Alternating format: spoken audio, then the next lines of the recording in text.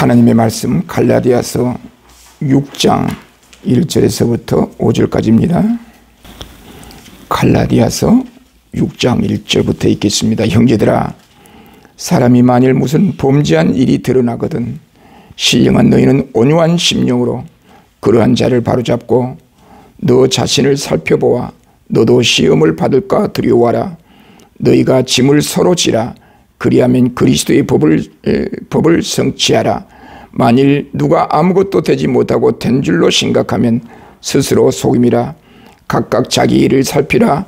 그리하면 자랑할 것이 자기에게만 있어도 남에게는 있지 아니하리니 각각 자기의 짐을 질 것이라. 아멘. 오늘은 우리가 추수감사주일로 지킵니다.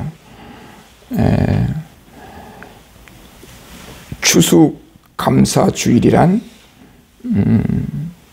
우리가 하나님 앞에 감사하는, 추수를 통해서 감사하는 그런 주일이 되겠죠. 어찌 추수감사주일에만 하나님 앞에 감사할 수 있겠습니까? 항상 늘 우리는 하나님 앞에 늘 감사하며 살아가야 되겠죠. 추수감사주일날 우리가 하나님 앞에 감사해야 한다. 감사해야 한다. 그래서 한국교회가 나온 이야기는 추수감사주일날 감사헌금을 해야 한다. 그래서 오늘날 한국교회는 추수감사주일이 재정 결산을 충당하는, 재정을 충당하는 그런 기회로 사용되고 있는 것도 사실입니다. 그러나 우리가 하나님 앞에 감사해야 한다라고 하는 행위의 당위성을 말할 때 도대체 누구에게 감사를 드려야 되는가? 하나님 앞에 감사를 드려야 되겠죠. 그러면 하나님은 우리에게 어떻게 하셨길래, 그분은 어떠한 분이시길래 우리는 그 하나님 앞에 감사해야 되는가? 감사를 통해서 하나님을 경외하고 경배하는 것이겠죠. 하나님 앞에 경배함과 동시에 우리에게는 추수감사주의를 통해서 즐거운 잔치가 이루어진다고 볼 수 있겠죠. 그래서 우리는, 많은 사람들은 추수감사주일날 자연에 대한 자연에 대한 그 풍성한 은혜를 주신 하나님께 감사한다. 이제 여기서 말할 때 이 자연이란 단어가 이제 이 개념을 우리가 이해를 좀 해야 되겠는데, 자연의 풍성함, 이제 그렇게 우리가 보통 말하는데, 자연이란 말은 하문으로 스스로 자자, 말미암은 연, 그래가지고 스스로 말미암아 주어진 거, 존재하는 거, 그게 자연이라는 단어예요. 이 자연의 모든 질서, 이 자연이라고 하는 것은 질서에 의해서 이 자연이 움직여간다, 그렇게들 말을 하죠. 그러나 이것은 우리 기독교 신앙과 맞지 않잖아요. 스스로 말미암는다. 우리 주변의 모든 환경이 스스로 말미암아 운행이 된다, 움직여 나간다. 그럼 기독교 신앙이 아니죠. 하나님께서 이 모든 피조 세계를 운행해 가신다, 그렇게 말해야 되겠죠. 모든 피조 세계의 근본 원인이 하나님의 손에 달려 있다. 그런데 자연이라는 말을 쉽게 우리는 사용하면서 마치 하나님과 상관없이, 혹은 하나님이 창조하셨을지라도 이 세상을 직접 운행해 가신 것이 아니라 이 자연 이치에 의해서 운행하도록 하나님께서 그렇게 창조하시고 하나님은 뒷짐지고 계신 분으로 그렇게 생각해서 소위 자연신론주의자들이 등장하기 시작했죠. 구약의 바알의 종교가 바로 이 자연신론주의자입니다. 그래서 성경을, 우리 한글 성경을 번역할 때 한 번도 자연이라는 말로 번역한 적이 없어요. 성경의 단어 중에 자연이라는 단어가 없어요. 아예 기독교하고 상관없는 단어예요. 뭘로 표현하느냐? 만물, 이 하나님의 창조 세계를, 만물을 창조하셨다. 창조 세계, 만물, 그렇게 피조 세계, 그렇게 성경은 표현하죠. 그렇게 우리가 또 한글 개역 성경이 그렇게 번역을 했죠. 그래서 우리 개혁주의 신학의 반열에서 나온 신앙 고백적 작품들은 한결같이 번역할 때 자연이란 말을 번역한 예가 없어요. 하나님의 창조세계, 피조물, 만물, 하나님의 만물, 그렇게 표현했는데 통합식에서는 이 자연을 그대로 자연이라고 표현을 많이 해요. 신앙 고백에서 번역을 할 때. 웨스트민스터 신앙 고백서 1장 1조에 자연의 빛 그렇게 표현을 해 번역을 했어요. 그리고 우리 합동측에서는 자연이라는 말을 사용하지 않는다 그랬죠. 본성의 빛. 그러니까 통합측 신앙 고백서에는 자연이라는 말이 많이 나와요. 그 번역 그들의 고백 속에. 그러나 우리 합동측에서는 자연이라는 말을 사용하지 않는다는 거.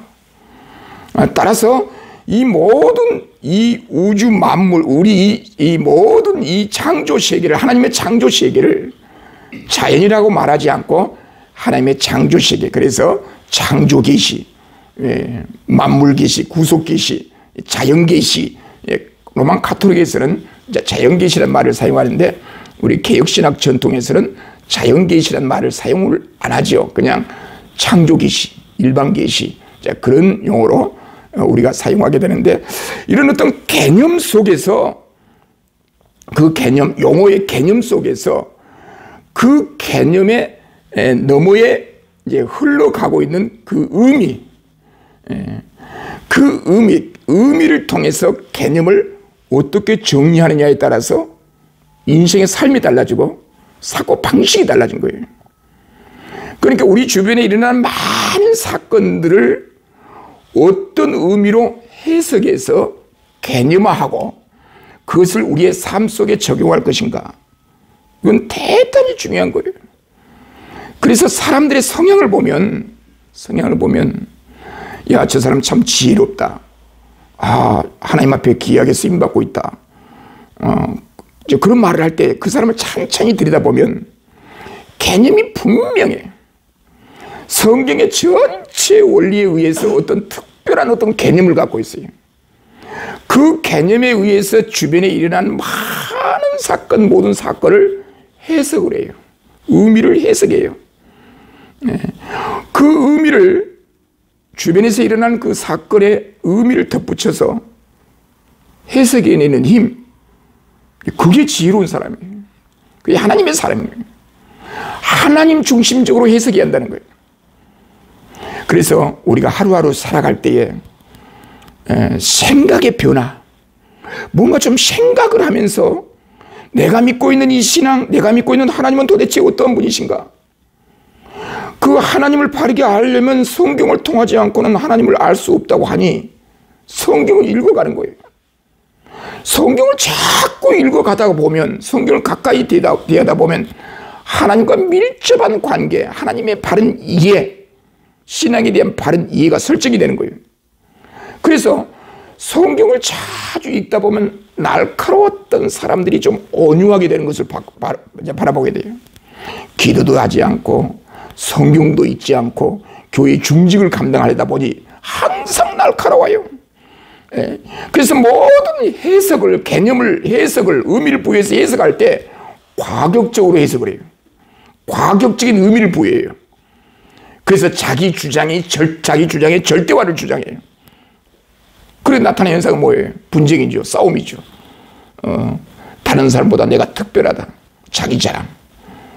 그래서 오늘 우리들은 이 본문 말씀을 통해서, 추수감사 주일날 우리가 본문 말씀을 통해서 하나님의 말씀을 묵상할 때 많은 사람들이 본문 말씀을 딱 읽고 곧바로 어떻게 생각하냐면, 아, 이 본문 말씀이 있고 나는 어떻게 살아가야 될 것인가. 그런 개념들을 많이 갖고 있죠. 본문 말씀이 있고 가장 먼저 개념 정리를 해야 되는 개념 정리를 해야 되는 것은 뭐냐면, 이 본문 말씀을 통해서 하나님은 어떠한 모습으로 우리에게 다가오고 계시는가? 나는 어떠한 하나님을 믿어야 되는가? 바른 하나님을 믿으려면 성경을 봐야 되죠. 성경을 통하지 않고는 하나님은 우리에게 말씀한 적이 없기 때문에, 성경을 통해서 바른 하나님을 이해를 하게 되면, 아, 이런 하나님을 믿는다고 한다면 나는 어떻게 살아가야 될 것인가?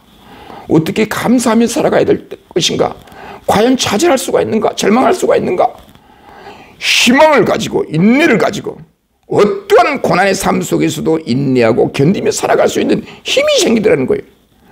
그 힘은 나에게서 오지 않고 하나님에게서 나에게로 주어진 거라는 거예요. 하나님으로 인하여 하나님에 의해서 우리에게 주어진 거예요. 이걸 발견하고 이런 개념을 갖고 살다가 보면 의식이 변화되는 거예요. 의식이.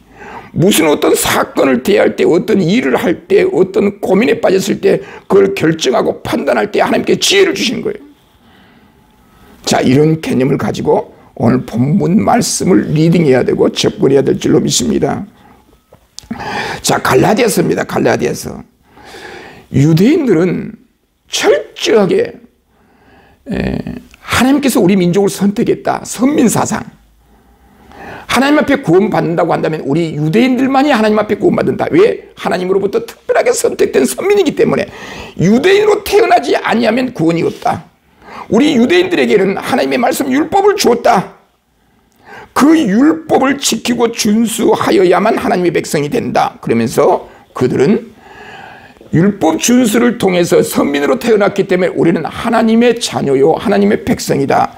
그렇게 말합니다. 그렇게 말하면서 정작 그 하나님이 보내신 예수 그리스도를 부인하는 거예요. 거부한 거예요. 왜 거부했어요? 그 이유는 예수 그리스도는 하나님의 아들이 아니다. 하나님의 아들이라고 한다면 자기네들이 가짜가 되는 거예요. 예수 그리스도가 하나님의 아들이라고 한다면 유대인들은 가짜가 되는 거예요. 그래서 철저히 그 예수 그리스도에 관한 기록인 신약 성경을 의도적으로 거부해요. 그래서 유대인들은 구약과 신약이라는 구분 자체를 거부해요. 구약 성경이라고 하는 것은 신약 성경을 전제할 때 나온 용어가 구약 성경이에요. 그래서 그들은 구약 성경이라고 죽었다 깨어나도 말하지 않아요. 구약 성경이라고 말하면 신약을 인정해야 되거든요. 신약에 기록된 예수 그리스도를 인정해야 되거든요. 예수 그리스도를 인정하면 자기들은 가짜가 되기 때문에 인정하지 않아요. 그래서 그들은 구약 성경이라고 하지 않고 히브리어 성경 그렇게 말하잖아요. 자, 유대인들은 하나님의 백성이 되고 자녀가 되는 조건은 모세 율법을 지켜야 한다. 이 말은 오늘 우리 그리스도인들이 너무나 크게 와닿지가 않는 거예요. 너무너무 많이 들어왔기 때문에. 신앙생활 하면서 교회 출입하면서부터 지금까지 우리 그리스도인들은, 성도들은 어느 교회에서든지 우리의 구원은 율법을 지킴으로 구원받는 게 아니고 예수 그리스도를 믿어야 구원받습니다. 하도 많이 들어오다 보니 이게 절박함이 없는 거예요. 여러분, 우리가 하나님 앞에 하나님의 자녀로 우리의 어떤 인간의 의로움으로 내가 구원을 받는다고 한다면 자기를 학대해야 돼요. 하나님의 의로움에 접근하기 위해서 우리 자신을 학대해야 되고 많은 우리의 행위를 통해서 하나님의 거룩함에 도달할 수 있다고 생각하면서 자신을 학대하며 고해를 하는 거예요. 그러나 성경은 그런 개념이 아니에요. 하나님의 아들을 보내주셔서 그 아들이신 예수 그리스도의 십자가를 통해서 그를 믿는 자들에게 하나님의 의로우심과 구원이 임한다라고 하는 이 사실은 초대교회 유대인이 아닌 이방인들에게는 엄청난 충격이었어요. 자, 유대인들이 해당에서 예배를 드릴 때 하나님을 그래도 구원이 없다라고 하는 이방인들 중에 그래도 하나님을 공경한 자들이 있었어요. 유대 해당에서 하나님 앞에 예배를 드릴 때에 유대인들이 이방인에게는 구원이 절대 없다. 그럼에도 불구하고 그 이방인들 중에는 유대 해당에서 뒷좌석에 앉아서 하나님을 공경하기 때문에 예배에 참석했어요. 그런데 어느 날 갑자기 바울이 그 현장에 나타나가지고 이제 우리의 구원은 유대인의 담장을 뛰어넘어서 이방인들에게도 예수 그리스도를 믿으면 하나님의 구원이 임한다라고 이야기를 하니 뒤에 앉아있던 이방인들이 얼마나 충격적으로 다가왔겠어요. 우리에게는 구원이 전혀 없다. 그런데도 불구하고 이방인들 중에는 유대 회당에서 하나님을 공경하기 위해서 예배에 참석했는데 사도 바울이라는 사람이 나타나가지고 예수를 믿으면 구원받는다. 율법의 선민으로 태어난 것과는 상관없다. 유대인으로 태어난 것과는 상관없다. 율법 준수하고 상관없다. 물론 율법을 우리가 하나님의 말씀으로 받아서 순종하고 지키는 것은 필요합니다. 그러나 그걸 조건으로 구원받는 것이 아니라 예수 그리스도를 십자가를 믿으면 구원받는다는 거예요. 그러면 유대인들은 그 바울의 가르침을 철저히 배격하는 거예요. 그러나 이방인들은요, 충격으로 다가온 거예요. 그래서 사도 바울대로 우리 집에 가서 그 말씀 좀 자세히 달라. 그래서 계속해서 하나님의 복음을 증거했던 사도 바울의 이야기를 우리는 잘 알고 있습니다. 바울은 갈라디아서에서 예수 그리스도의 십자가를 믿는 믿음에서 떠나 유대인들의 유혹에 넘어가지 말 것을 질타합니다. 그래서 바울은 갈라디아서 5장까지 줄기차게 그 율법과 복음의 관계, 예수 그리스도의 복음을 쭉 설명했습니다. 그런데 여러분, 사도 바울이 예수 그리스도 십자가 외에는 내가 전하지 않기로 사생결단한 이유는 그 예수 그리스도를 통하지 않고는 하나님 앞에 접근이 불가능하기 때문에, 구원이 불가능하기 때문에 예수 그리스도를 증거했던 거예요. 하나님의 복음을 이야기하기 위해서 십자가를 증거할 수밖에 없었다 그 말이에요. 그래서 갈라디아서 1장 1절 한번 볼까요? 1장 1절 다 같이 한번 봅시다. 1장 1절. 사람들에게서 난 것도 아니요 사람으로 말미암은 것도 아니요 오직 예수 그리스도와 그를 죽은 자 가운데서 살리신 하나님 아버지로 말미암아 사도가 되었다. 사도된 바울은 자신의 사도의 근거, 자기의 사도권이 어디로부터 왔느냐? 막연하게 예수 그리스도로부터 왔다, 혹은 하나님으로부터 왔다, 그렇게 말하지 않고 예수 그리스도와 하나님 아버지로부터 왔다. 사도권의 출처의 근거를 예수 그리스도와 하나님에게 두고 있다는 거예요. 이 말은 뭐예요? 예수 그리스도와 하나님을 동격으로 봐버린 거예요. 유대인들에 의하면 이건 이단이에요. 이단. 어떻게 하나님과 예수 그리스도 단순 인간인 선지자를 하나님과 동격으로 볼 수 있느냐? 유대인들은 바울을 이단이라고 했지만 바울이 하나님으로부터 받은 그 계시가 바로 성부, 성자, 하나님과 예수 그리스도의 놀라운 복음을 증거하는 거예요. 자신의 사도권은 예수 그리스도와 하나님 아버지로 말미암아 죽은 것이라고 담대히 말합니다. 그리고 나서 갈라디아서 5장에서는요, 5장 18절에 보면 무슨 이야기가 나와요? 성령의 인도하심이 나와요. 갈라디아서에서 사도 바울은 예수 십자가만 말하고 종결시킨 것이 아니라 예수 십자가를 말하기 위해서 말해야 된 이유는 하나님의 구원을 말하기 위해서, 그 다음에 성령이 함께하지 않고는 그리스도의 십자가를 믿을 수도 없고 우리가 회개할 수도 없고 하나님 앞에 구원받을 수도 없다. 하나님의 성령의 인도하심. 그래서 여기서 우리가 교리적으로 말한다고 한다면 성부, 성자, 성령, 하나님, 삼위 하나님에 관해서 이야기하고 있다는 거예요. 이게 갈라디아서라는 거예요. 갈라디아서라는 거예요. 예.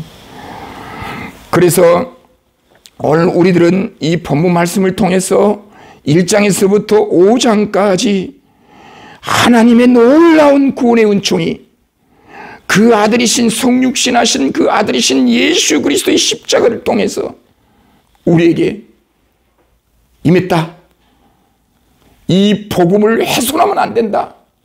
유대인들은 그건 가짜다. 갈라디아 성도들에게 말했지만 사도 바울은 가짜가 아니다 하면서 계속 이 관계를 설명하면서 성령의 임재, 성령께서 함께하지 아니하시면 우리가 예수 그리스도의 십자가를 믿을 수 없고, 예수 그리스도의 십자가를 믿지 않는다고 한다면 하나님 앞에 구원받지 못한다. 삼위일체론적으로 하나님을 소개하고 구원을 계시하고 있다는 거예요. 예. 어떤 교회에 가면요, 어떤 교회는 우리는 하나님 말씀, 와, 대단해요. 다른 건 이야기 안 해요. 우리는 하나님의 말씀. 어떤 교회는 오로지 예수. 어떤 교회는 성령. 그러면 성도들은 고민하기 시작한 거예요. 어느 장단에 발을 맞춰야 되는 거예요. 사도 바울은 이 밀접한 관계를, 하나님에 대한 신지식, 하나님에 관한 계시를, 하나님에 관한 신지식을 정확한 하나님의 계시에 의해서 우리에게 전달해 주고 있음에도 불구하고 우리가 바른 개념을 이해하지 못하고 해석하지 못해서 자꾸 이상한 방향으로 가는 거예요. 이런 하나님이 우리에게 다가오셨다, 하나님이 우리를 사랑하셨다, 사랑하시는 하나님을 소개하고 나서 따라서 우리는 이렇게 살아가야 한다, 헌신해야 한다, 순종해야 한다, 그런 원리로 쭉 가야 되는데 앞에 하나님의 얘기는 안 해요. 설교 시작부터 끝까지 우리는 이렇게 살아가야 합니다, 이렇게 해야 합니다, 그래야 복 받습니다, 이래야 이 세상에서 행복합니다. 전부 다 거기에 초점이 맞춰져 있어요. 그럼 기독교가 뭐예요? 기독교가 뭐예요? 그래서 사도 바울은 바로 1장에서 또 5장까지 이 하나님에 관한 이야기를 쭉 복음을 설명하고 나서 6장에 와가지고 이제는 우리가 어떻게 살아가야 되는가? 갈라디아 성도들아, 이런 복음의 기초 안에서 구원받는 하나님의 백성들은 그럼 어떻게 살아가야 되겠는가?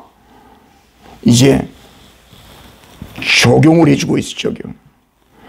이 적용이라는 단어를 쓸 때 두 가지 관점에서 우리는 생각해 봐야 돼요. 첫 번째는 적용적 설명. 예를 들어서 구약 성경에 우리 김순종 목사님이 말씀하셨듯이 1000번째 솔로몬이 한 번 제사를 드리는데 1000마리 제물을 가지고 제사를 드렸단 말이에요. 그걸 신약 성경으로 어떻게 적용적으로 적용해서 설명해야 할 건가? 예수 그리스도로 적용해서 설명해야 되잖아요. 그런데 구약 성경의 1000번째 번제에 대한 의미의 성취인 예수 그리스도를 딱 부인해버려요. 말하지 않아요. 그래서 헌금에다가 적용을 해버려요. 잘못된 적용적 설명이죠. 그런 식으로 잘못된 적용을 하는 경우가 많이 있어요. 적용적 설명을 잘해야 돼요. 적용의 설명을 잘해야 돼요. 구약 성경을 신약에 적용하고 신약 성경을 구약에 적용할 때 그 적용적 설명을 잘해야 돼요. 잘못하면 사람 죽이는 거예요. 과거에 이런 사건이 있었잖아요. 아브라함이, 하나님께서 아브라함에게 독자 이삭을 바치란 말이 뭐예요? 칼로 죽여서 제사를 드리라.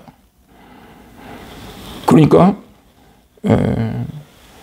어떤 여자가, 자기는 아들이 없어요, 자기 조카를 머리 모자에다가 아브라함이라고 모자를 딱 씌워가지고 죽인 사건이 있었어요.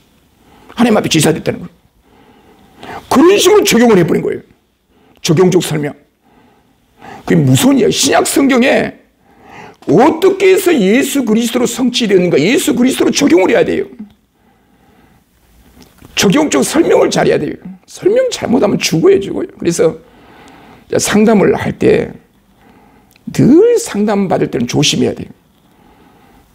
자기 중심적으로 상담해 줄 수밖에 없더라고요. 조심해. 다른 사람 이야기를 잘 분석해서 취사 선택을 내가 해야 돼요. 아무런 말이나 듣는다고 그냥 아무런 이야기나 막 들어요. 그냥 너무 귀가 얇아가지고.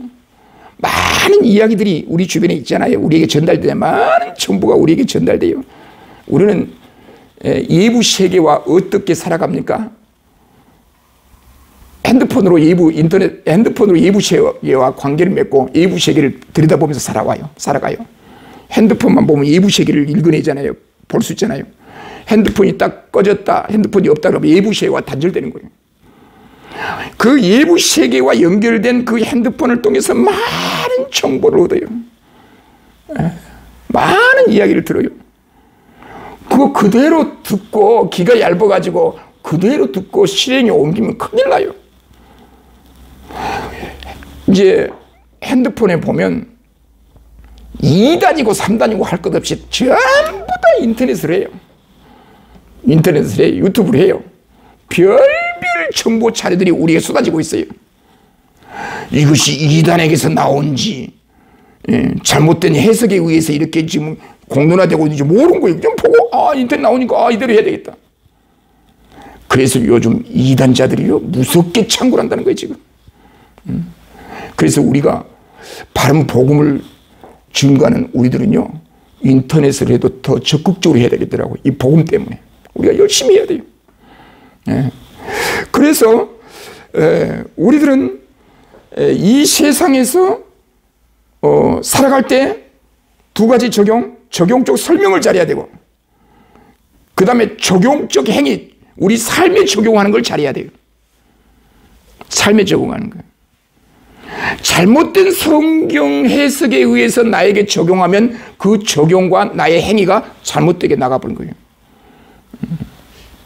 성경을 해석해서 그 의미를 가지고 우리에게 적용을 해야 되는데 그걸 그대로 적용해요. 예. 하나님의 뜻은 친척 아비 집을 떠나는 것이 하나님의 뜻이다 그랬고, 여러분 친척 아비 집을 떠나야 합니다. 그래서 부모도 버리고 자식도 버리고 전도 안 합시고 돌아다녀요. 그런 사람 개중에 저는 많이 봤어요. 그게 하나님의 뜻이라는 거예요. 잘못되게 성경을 해석해서 잘못된 해석의 내용을 나에게 적용하다 보니 잘못된 행위가 나와버린 거예요. 과거에 신앙생활 할 때 소질 목사 그렇게 신학교 다닐 때 한 얘기예요. 그렇게 어려운 것을 보니 하나님이 안 불렀었는지 어떻게 아느냐. 그렇게 저한테 이야기하더라고요. 참 신학교 다닐 때 어려웠죠. 1학년 때 결혼을 해버렸으니. 공부하다가 장로님, 우리 같이 공부하는 장로님 계셨어요. 그때 올 때마다 막 그냥 기적감도 갖다 싸다 보고 막 갖다 주고 그랬어요. 1학년 때.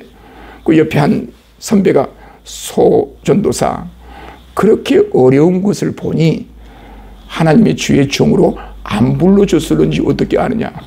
그러면 자기는 어려움이 없으니까 하나님 불러줬다고 해요. 그런 이야기를 들으면 제가 고민해야 합니까? 하지 말아야 합니까? 그때 속으로 놀고 있네 그랬어요. 그것이 근거가 되지 않는다는 거예요. 부르심을 받는 것이 그런 예형적인 그런 것이 있지 않다는 거예요. 그걸 내가 해석해내는 능력이 있기 때문에 그런 걸 무시해버린 거예요. 그러나 그런 해석의 능력이 없다면, 하나님의 말씀에 의한 해석의 능력이 없다고 한다면 최장내 고민할 거지. 내가 이 길을 가야 되나 가지 말아야 되나, 아예 때려칠까, 그런 고민에 밤잠 못 잤을 거예요. 그러나 저는 그런 게 고민하지 않아요. 그건 틀렸다 그 말, 틀렸다 그 말이 틀렸다.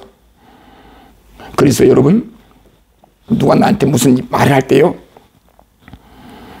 그대로 귀가 얇아서 듣지 말고 내 속에서 소화를 해야 돼요. 해석해야 돼요. 그러다 보면 어떤 현상이 일어나냐면 100명 중에 99명이 나를 왕따시키는 말을 해도, 잘 들어봐요, 99명 가운데 100명 가운데 99명이 나에게 왕따시키는 말을 해도 그 왕따시키는 그 말을 나는 해석하는 거예요. 말도 안 된다는 거예요. 내가 99명을 다 왕따시켜버린 거예요. 그렇죠? 얼마나 감사해요. 고민할 필요 없어요. 아직도 하나님이 나와 함께 하시는데 네가 뭐라고 나보고 뭐라고?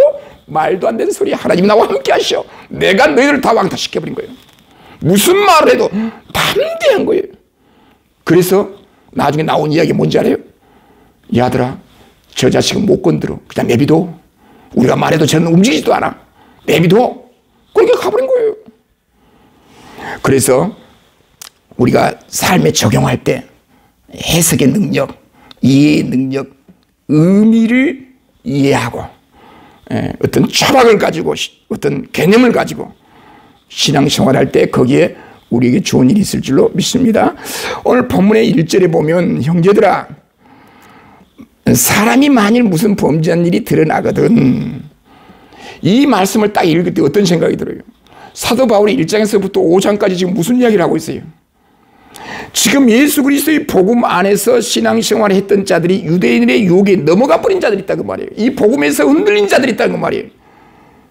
떠나는 자들이 있다 그 말이에요. 그리고 그리스도 공동체에 많은 아픔을 준 자들이 있어요. 그럴 거 아니에요. 예수 그리스도를 믿음으로 구원받는다 해서 그리스도인들과 같은 공동체를 누려왔는데, 유대인 거짓 선지자들이 예수를 믿는 거 말도 안 된다, 구원 없다. 그래서 유대인들이 말한 것처럼 모세 율법을 지켜야 되고 율법을 준수해야 한다, 그래야 구원이 임한다, 그런 말을 듣고 그리스도 공동체에 아픔을 주고 떠난 거예요. 상처를 주고 떠난 거예요. 그들은 하나님 앞에 죄를 짓고 있는 거예요. 여기서 범죄한 일이라는 이 단어 자체가 떨어져 나가는 걸 말해요. 떨어져 나간다. 떨어져 나간다. 있어야 할 곳에 있지 못한 상태를 가리킨 거예요. 이 범죄한 일이라고 하는 것은 이 범죄한 일을 우리 아담의 원죄를 의미한다. 그런 말 쓸데없는 말 할 필요 없어요. 무언가에서 떨어져 나간다, 지금.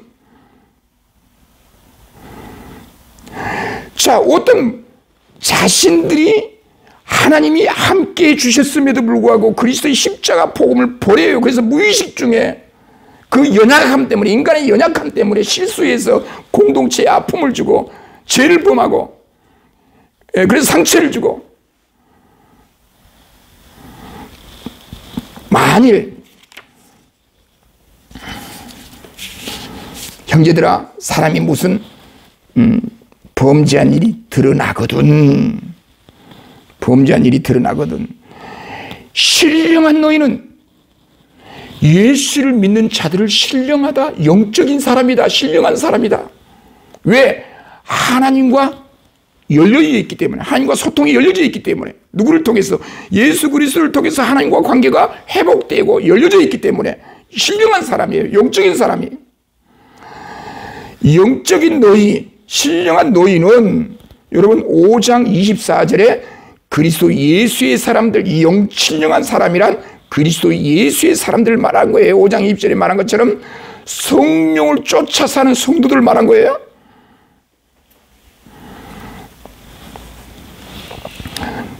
너희는 온유한 심정으로 그러한 자를 바로잡고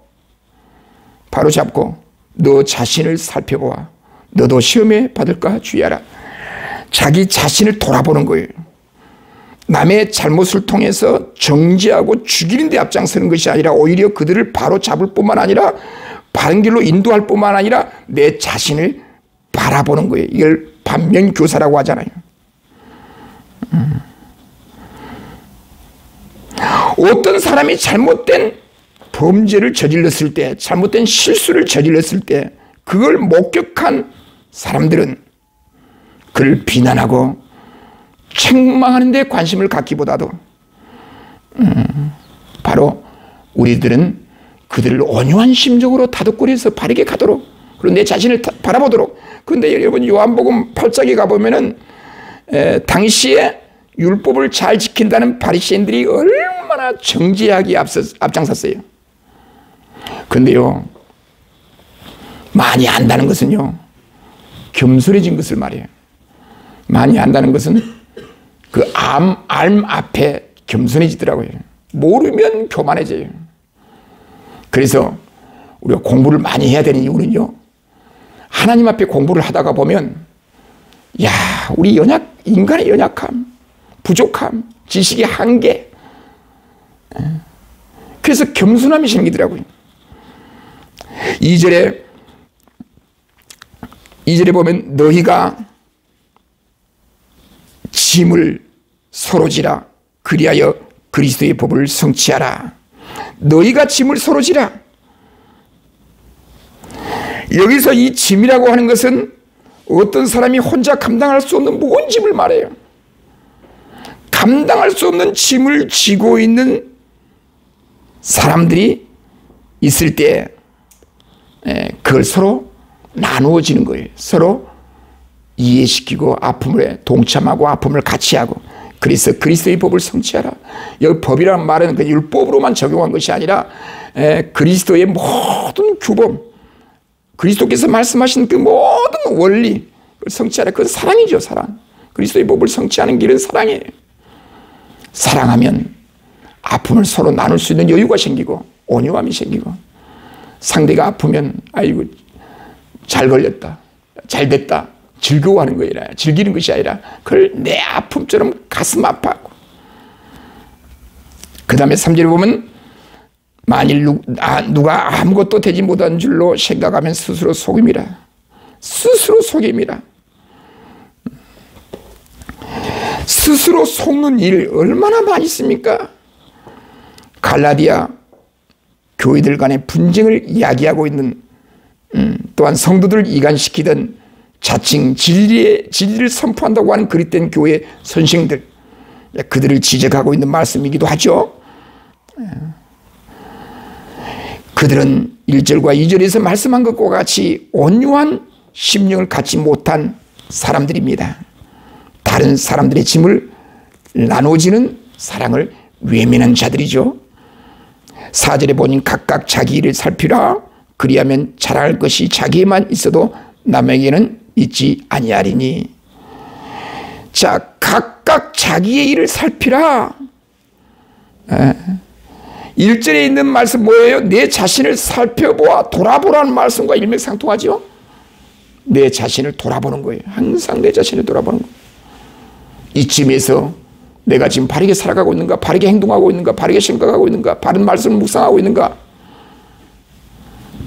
자기 일을 살피라. 그리하면 자랑할 것이 자기에게만 있고 남에게는 없어요. 그러니까 다른 사람에게 자랑으로 떠벌린 사람들은 내용물이 부족하다는 거예요.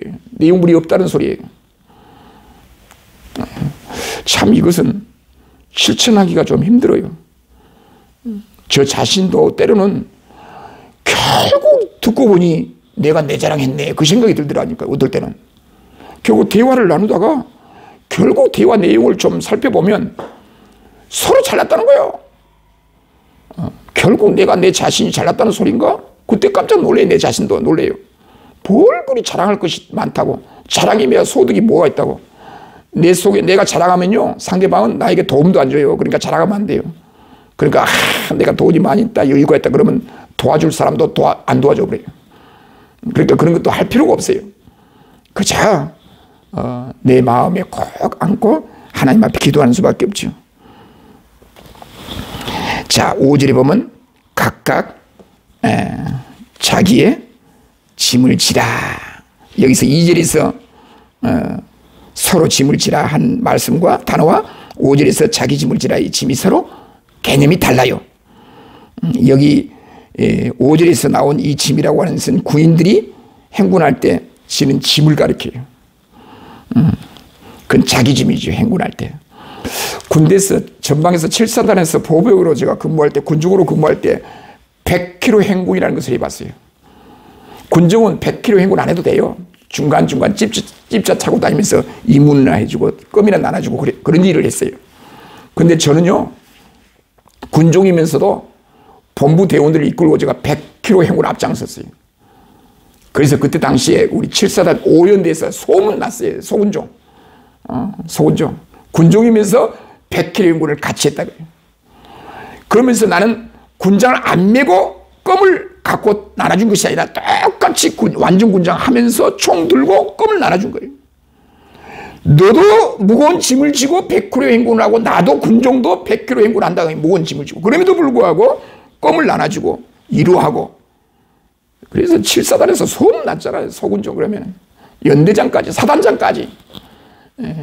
그래서 또 전후신문에 내 글이 나갔어요. 내 글이.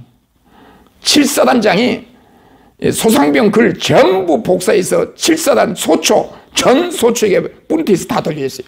그래서 전신문에 나왔던 그 글이 지금도 제가 복사해 놓은 거 있어요. 짐을 서로 자기 짐, 너 짐 지고 내 짐 서로 이루하는 거예요. 서로 짐을 지고 있기 때문에 서로 아픔을 갖고 있기 때문에 너의 아픔이 곧 나의 아픔이고 나의 아픔이 너의 아픔이다. 그럼 무거운 짐을 서로 나눈 거예요.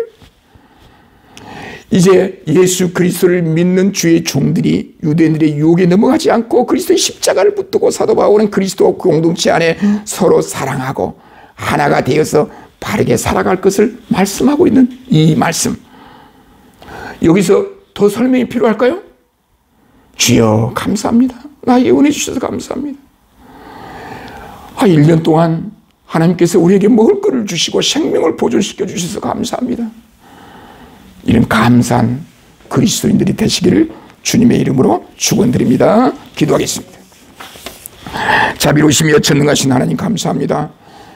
거룩한 주의 날 추수감사주일을 맞이하여 정말 저희와 함께 주신 하나님께 감사를 드리며 추수감사주일을 하나님께 영광 돌립니다.